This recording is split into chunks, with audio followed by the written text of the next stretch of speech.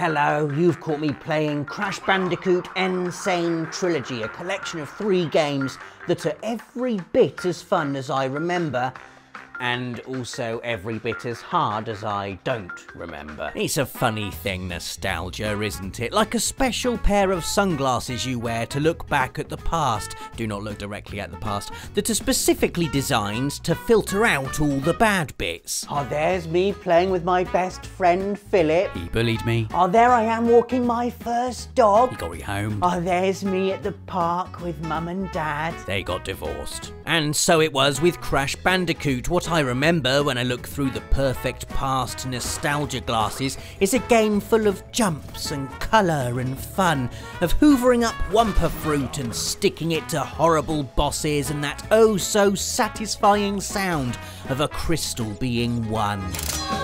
What I don't remember is consistently mistiming my jumps and dying to Papu flipping Papu 5 times in a row. I literally pressed it then. Here are 7 times Crash Bandicoot was so hard, it made us cry. Number 1, when it appeals to your completionist side and makes you want all the pretty box gems. Look at them, so sparkly, so collectible, so incredibly difficult to collect. When N Sane Trilogy released, I made a little promise to myself that I wouldn't stop playing until I'd finished it 100%. When N Sane Trilogy was downloaded on my PS4, I played the very first level and saw this little chasm bridged by boxes you needed to precisely hop across, and I unmade that promise. I mean, if Crash is pulling this kind of thing in the first level, then what has it got in store for me later on?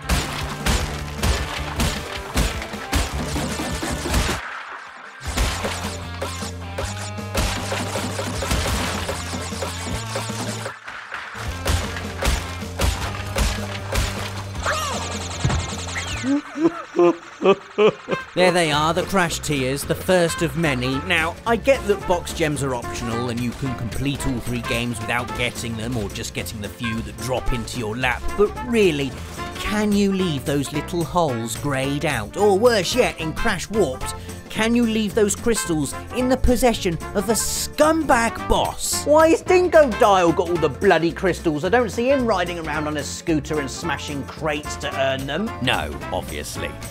Let your punishment commence. Next up is that time in Crash 3 Warped where Dr. N Jin appeared with more health than any other boss ever. This completely threw me when I played the original Warped as a child, because up until that point the game had been relatively forgiving, or it had at least filed down the difficulty spikes its predecessors were all too happy to shove up your backside every few levels or so. N Jin, however, screw engine. This took me so long. You have to pilot a small ship with a tiny gun, and you're up against a maniac in a flying mech with more weaponry than Metal Gear, flying over the moon, dodging missiles and railgun bullets, and finally you blow him to smithereens. Yeah, have some of that, you big cheaty bugger. Is what I said, oblivious to the fact the real fight starts now. Back he comes with an upgraded ship and 7 health segments, which when combined with his original 5 makes 7 and 5, meaning that N Jin officially has too much health. Up to now, you've had to hit each boss, in Warped at least, 3 times to kill them, which makes Jin a difficulty mountain it took me ages to surmount. Number 3, when those riding levels come up. Now, the first time I stood upon the tip of Crash Bandicoot's iceberg of video game punishment was playing the level Hog Wild. Up until then, I'd been gaily hop, skip and spinning my way through fly traps, rolling slabs, irritating little rodent things, and thinking to myself, this is nice. The platforming is inventive, the challenge is manageable, the colours are pretty. Oh, what's this? A level where you ride a pig? Cool. You silly, naive little boy. Hog Wild is the door to a wonderful world of Crash levels where you have no time to think and plan how you're going to get past obstacles, because they come at you fast. There's no backtracking, no I'll finish these enemies then come back for those boxes later.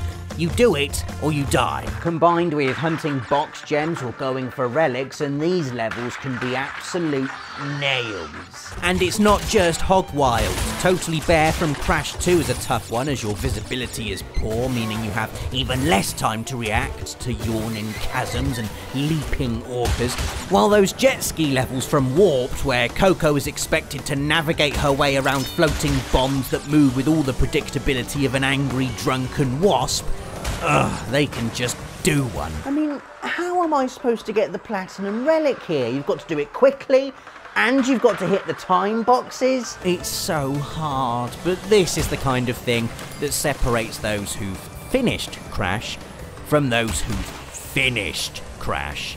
Entry number 4 is a simple one. Slippery Climb. Now, this is one of the trickiest bits of platforming you'll ever do in any game, and yes, I know there's Stormy Ascent, which is even harder, but that was so tough they took it out of the game originally, and also, I refuse to play it for capture, but yeah, Slippery Climb is a beast of a level. Checkpoints are sparse, platforms move erratically and at differing speeds, stairs retract, birds move up and down, irritating scientists who have nothing better to do than stand in the rain hurling vials of purple nothing at you do just that, and you have to be so very precise with your timing to make it to the top. This level perfectly captures the essence of Crash. You have to stay calm. You have to put yourself in the zone. Get frustrated and start rushing things and you'll only die faster. It took every ounce of willpower I had to smother the bubbling mass of gamer rage trying to break out of my face when I first did this level back on PS1, and playing it on PS4 was no different. The key to getting through is to focus on each individual obstacle. This is a level designed to make you think it's more complicated than it is. You'll be prepping a jump and out the corner of your eye you'll see flapping birds, swirling platforms, but you need to shrink your focus. Breathe. Become one with the retracting stairs. Think like a retracting stair. Own the retracting stair. Oh,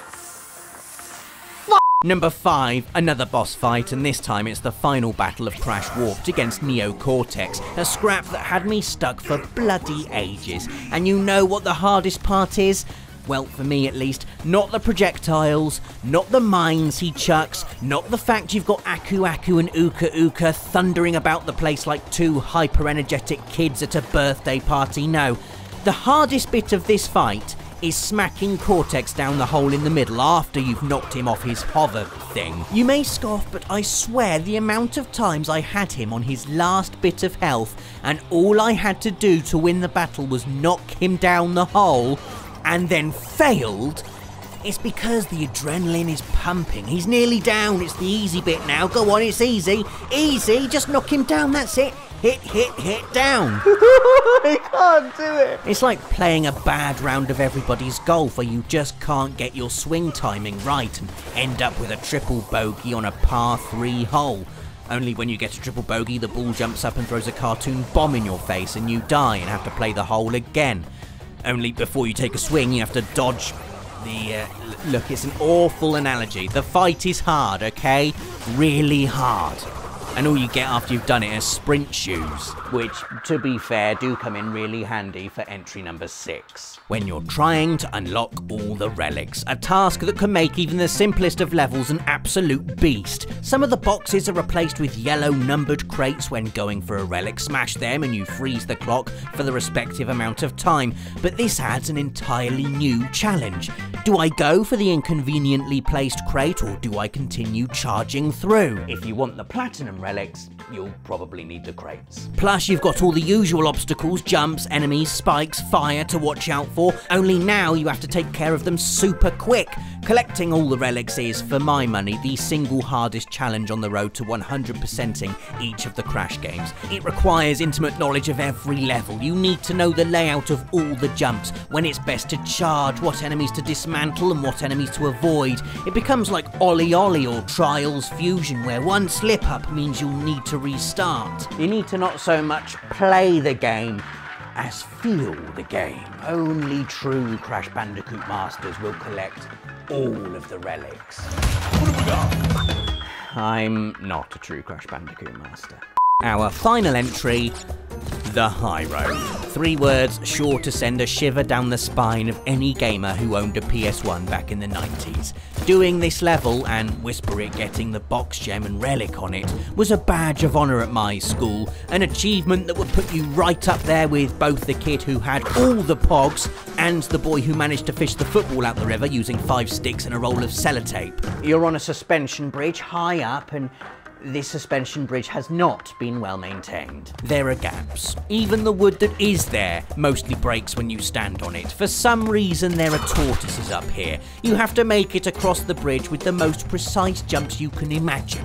Sometimes you'll need to use the tortoises. Sometimes you can cheat and straddle the ropes on the side.